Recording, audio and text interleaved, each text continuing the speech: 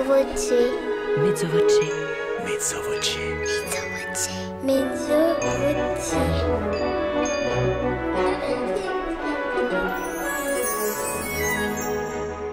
Mon premier choc musical, réellement choc, c'était la Passion Salome Mathieu de Bach, interprétée par Anna Kurt.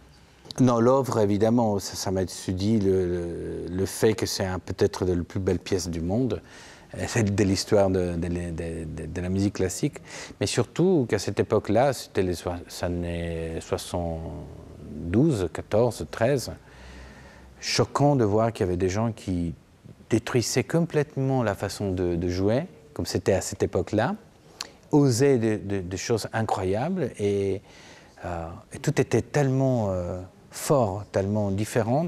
Finalement, j'ai vu le sentiment que la musique était vraiment une promenade ouverte.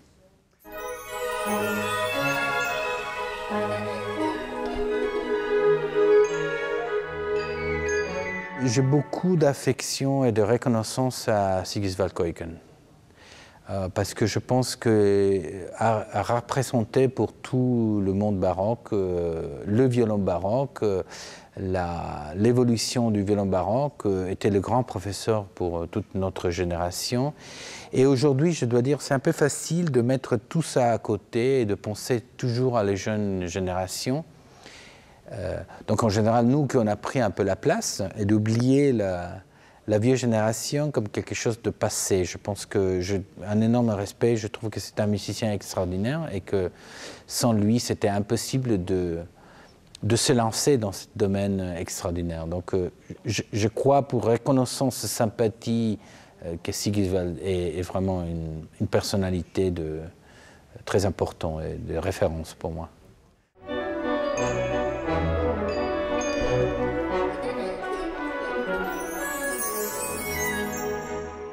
Enregistrement, je dirais le premier album de Tori Amos, Under the Pink, qui est déjà daté des années, parce qu'elle est un artiste magnifique, parce que c'est du rock, parce que dans une île déserte, malheureusement, je suis certain de ne pas avoir mon violon, d'être abandonné dans le silence. Et c'est une artiste extraordinaire, ça correspond à une tourne de page importante, et c'est la démonstration pour moi qu'on peut être ému par une magnifique qualité de rock. Mezzo voce. Mezzo voce. Mezzo voce. Mezzo voce.